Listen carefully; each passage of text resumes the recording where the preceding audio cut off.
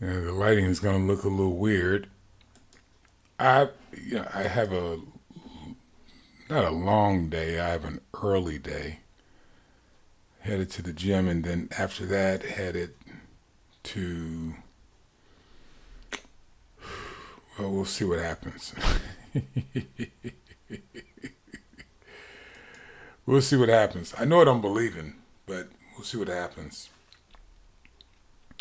But I wanted to knock out my. By the way, this is my personal Bible study.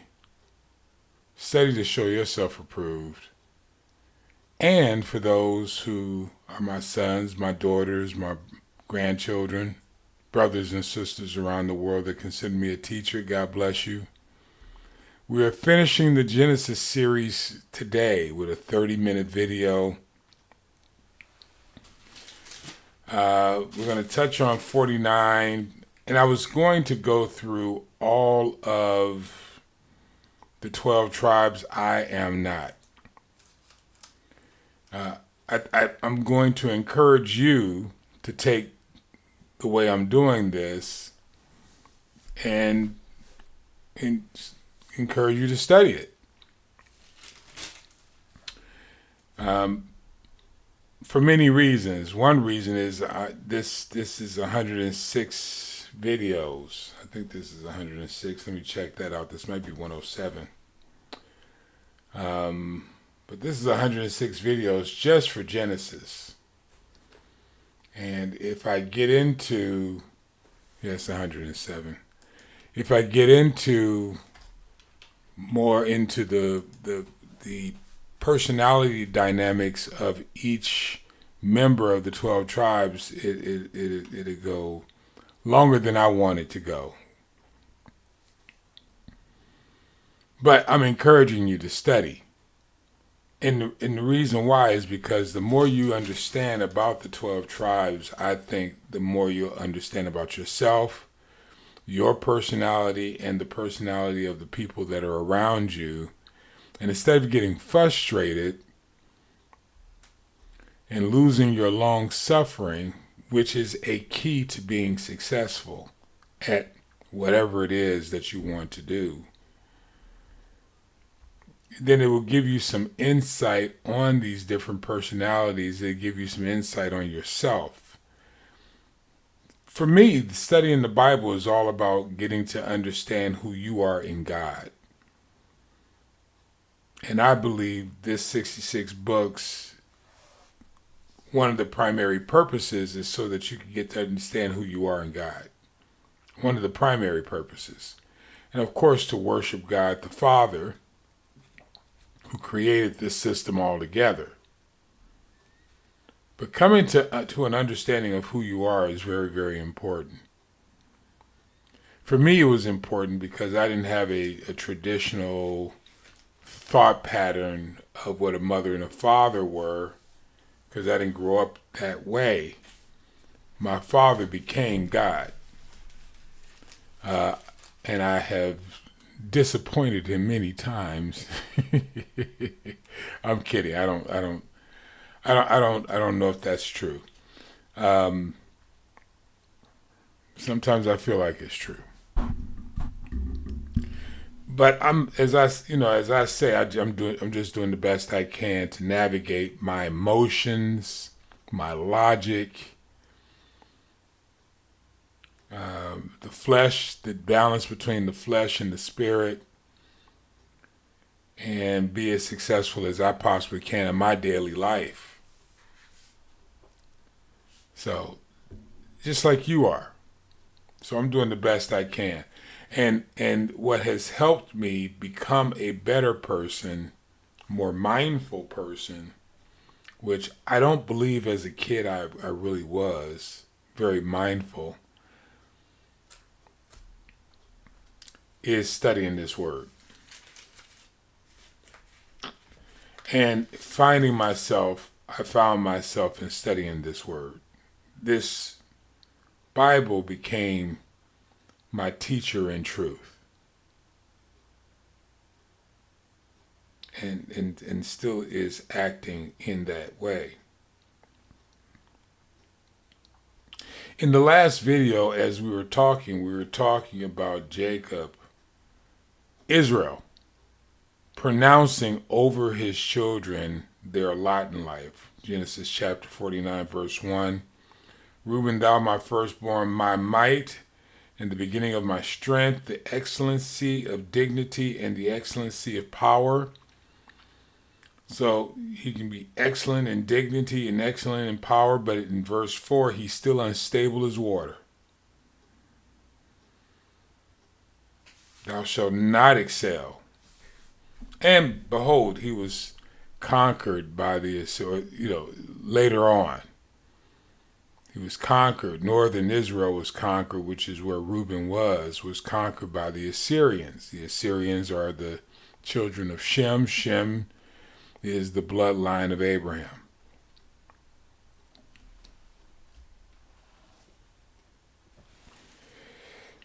In verse 5, Simeon and Levi, brethren, instruments of cruelty, their habitations, O my son, O my soul, come not thou into their secret, unto their assembly, mine honor, be not thou united.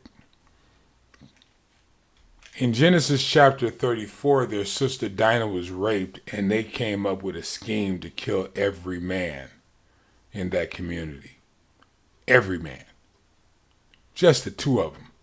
Man, maybe they have servants with them at the time. I really don't know. But those two, Simeon and Levi. Simeon was overtaken by Judah. In other words, he never had his own land.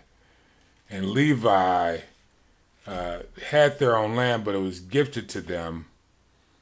And they became the Levitical tribe, or the tribe of priests. Servants. My point is that these things happen. And if you can, that's two witnesses right there. You can go further in Judah. The Lion of Judah. It is said that Jesus came from the line of Judah, but there's something to be said about the line of Ephraim, and which is Joshua, who was a priest. So there's still something to be said there. And again, I'm encouraging my kids to study it.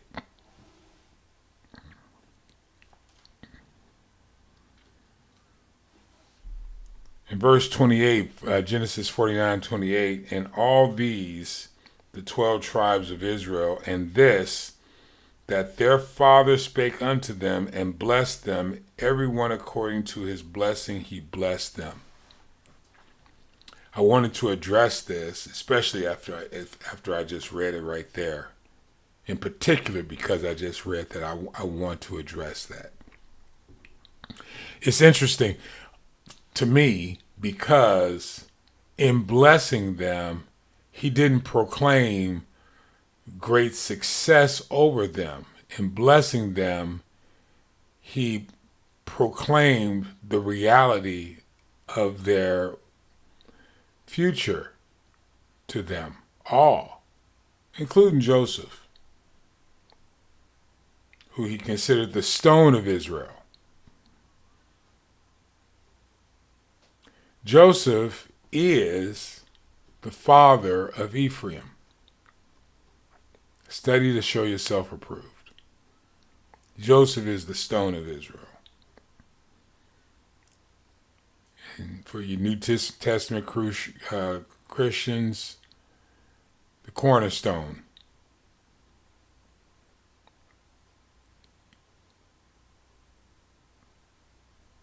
Even in Genesis 49,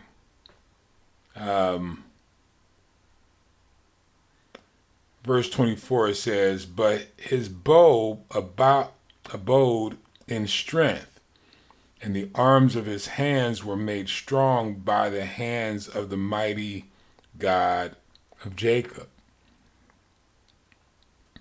Speaking of Joseph, that is. It's just so I don't mean to confuse you, because I know I jumped from one family member to the other.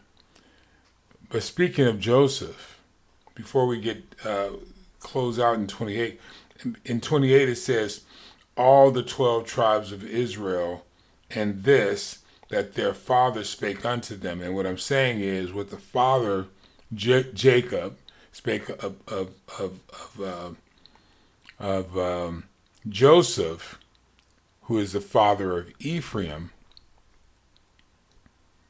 even verse 25, by the God of thy father who shall help thee, and by the Almighty who shall bless thee with blessings of heaven above, blessings of the deep that lie under, blessings of the breast and of the womb. The blessings in verse 26, the blessings of thy father have prevailed above the blessings of my progenitors. Unto the utmost bound of the everlasting hills, they shall be on the head of Joseph, and on the crown of the head of him that was separate from his brethren. Now Joseph is Ephraim and Manasseh. Joseph dies right here in Genesis 50, so this isn't a direct speaking of Joseph himself. This is a speaking of his line. And what I'm suggesting to my kids, my grandkids, my brothers and sisters who consider me a teacher around the world, in particular on the African continent, is research Ephraim. I don't think I can be more clear than that.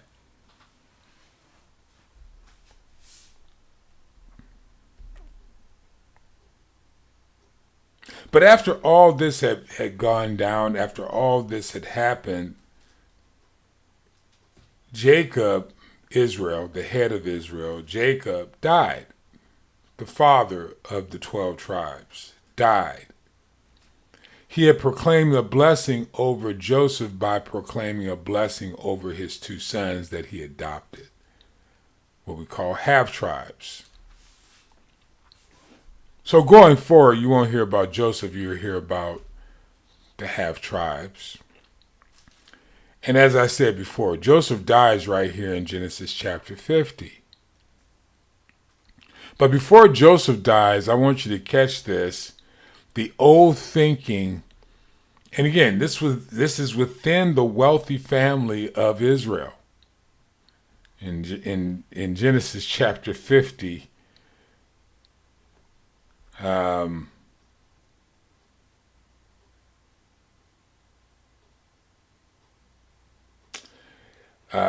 he had to fulfill a promise, and I don't think I should skip this, so I'm not going to read it, but he had to fulfill a promise of his father to take him into the land of, where he would be buried. And so he did that. He spoke with Pharaoh and they made that agreement. But in verse 15 he says, and when Joseph's brethren saw that their father was dead, the first thing that came to their mind, they said, Joseph would peradventure hate us. And the reason why I wanted to approach this is because it is not a rare thing that people lose the matriarch of their family or the patriarch of the family, and they fall, instead of uniting behind the idealism or the idea of that patriarch or the idea of that matriarch, they begin to scatter. This is not only true in your family, this is not only true in my family, this was true in the family of Israel.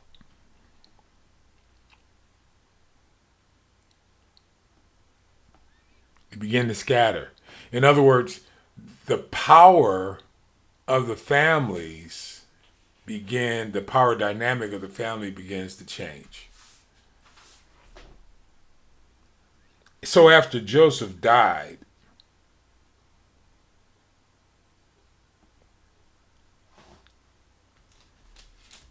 slavery came.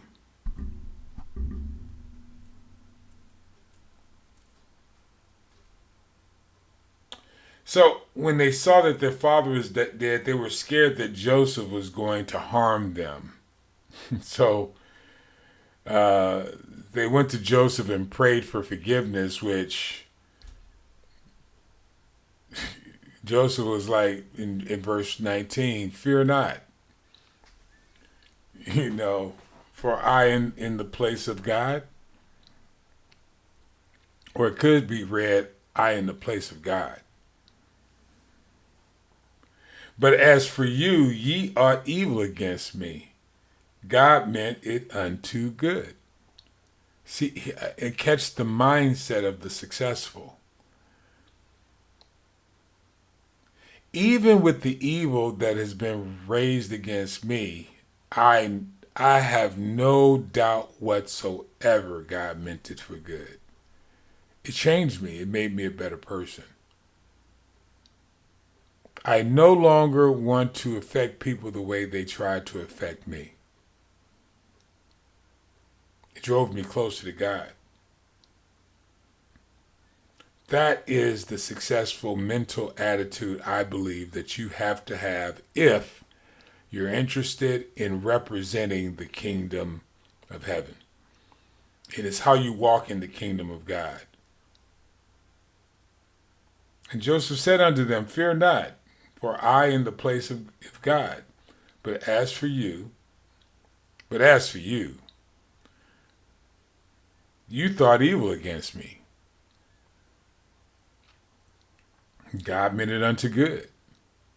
In other words, I'll say it like this. God used you to get me into this place.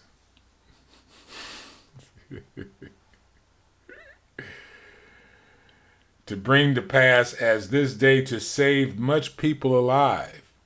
Intention. And I hope you catch that thread, because the successful becomes more about delivering people than delivering self.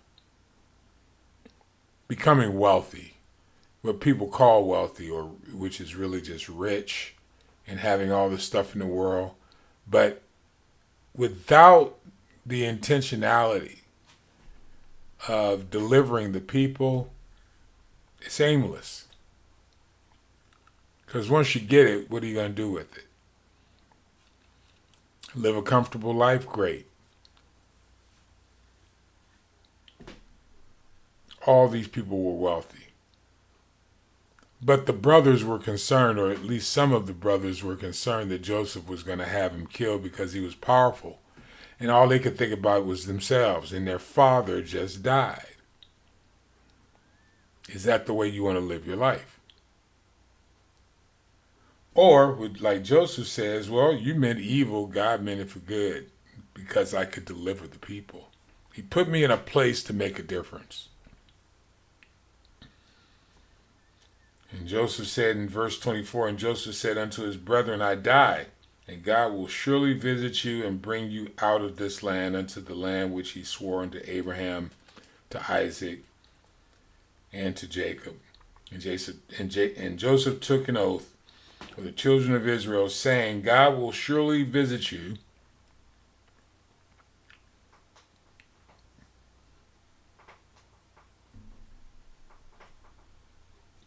and you shall carry up my bones from hence. So Joseph died at 110 years old. And they embalmed him, and he was put in a coffin in Egypt. And that is the end of our Genesis reading.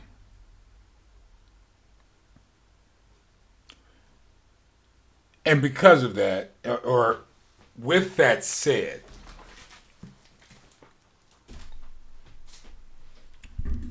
with what you just heard, as I said in the previous video, that is the story on how to become successful. Most of you are concerned about getting somewhere in life.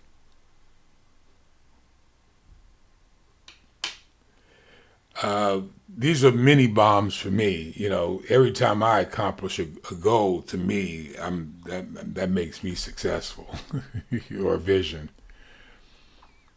Even in doing this series, this Genesis series, 107 videos, I consider that a great success. I couldn't have done it 10 years ago because I wouldn't have had the education and the experience I have 10 years later. It also wasn't for me to accomplish. It was something that God put on my heart to accomplish. We're still going from Genesis to Revelation. And when I did Genesis before, because this is my second time documenting Genesis on video, it didn't feel the way it feels right now. It feels this way because I believe it is, and I'm trying to be an example to you, the best I know how to be. What it took to do this took more than just powering up the computer and lining up the mic. It took 30 years of study, roughly. So what seems simple to you was not simple in my life. And even in that, all I can do is plant, I can water, but God gives the increase. Brings the relationships together so that there can be some great harvest. And what I mean by bring the relationships together so that there can be a great harvest is that it takes more than one person to make something happen.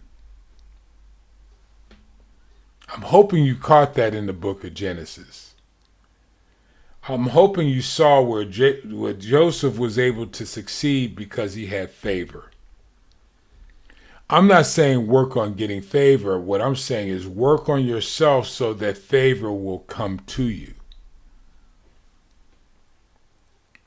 Become the person that you want around you.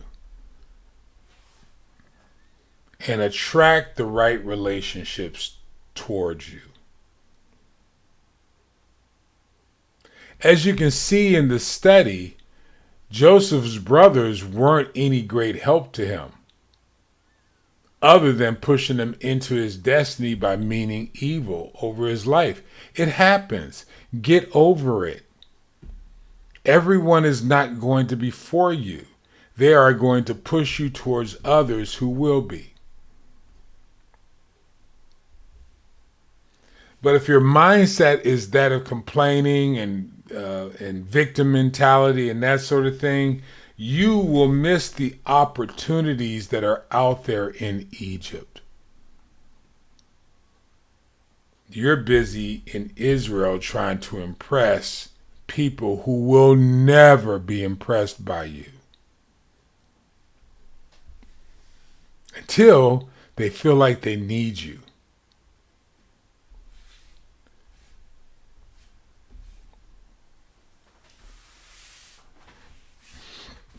This is not the Joseph story. This is many people's story, but this is not the way you succeed. This is not the mentality that you bring to the table. The mentality you bring to the table is to better yourself, become an expert at something, and bring value to the people around you. It won't start there. Again, using the Joseph model, he didn't start leading in Egypt. He started leading in a pit. Was sold to the Midianites. And was this story any more different than Abraham's? Than Isaac's? Than Jacob's?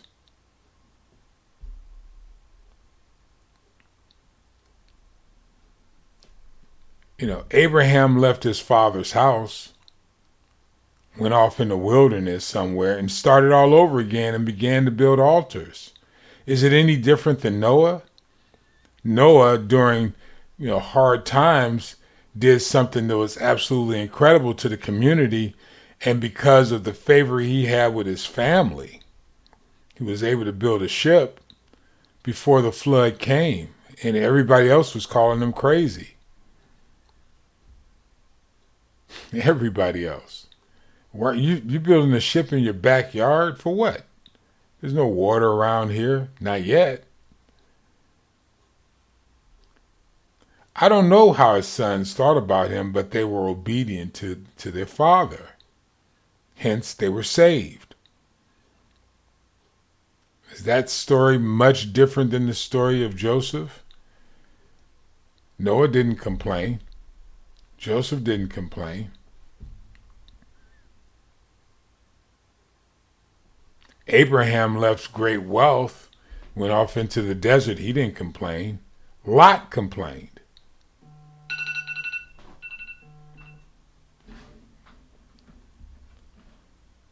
So, but we're talking about how to become successful, right? And by doing so, the principles shown in the Joseph story that we just finished up will push you towards that destiny.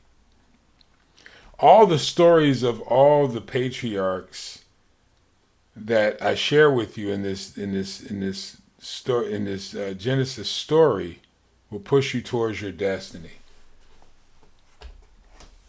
I keep saying, and I have been saying, and I will continue to say, all these people, most of these people were wealthy. Well, not most, all of them were wealthy. This isn't about money. This is about understanding why you were created and what it takes to get you on track with your destiny. Money will come. The relationships will come. The one thing that you can work on is your heart condition, how you respond in the face of evil. Understanding that evil can't destroy you. Evil just makes you better. Evil makes you better.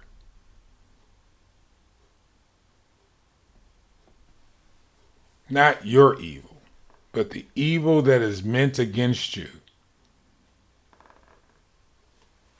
should push you closer to the God nature. And instead of whining and complaining, learning what it all means, how it all causes you to move closer to your destiny, is where you will realize your success. With absolutely no pushback are weak muscles.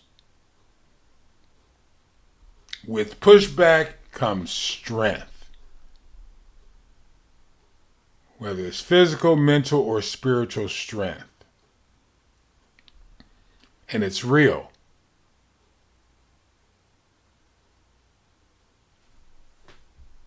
It's tested. I often say, and those who know me probably hear it coming, love is not love unless it's tested. Now, you may not like it, but it's not hard to love somebody who treats you like a god or a goddess. And often you abuse them.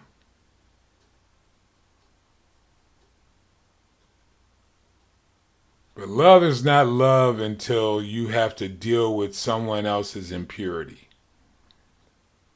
and their weaknesses. That's where love is demonstrated. For God so loved the world that he gave his only begotten Son. Love covers a multitude of sins. How can you say you love God and hate your brother?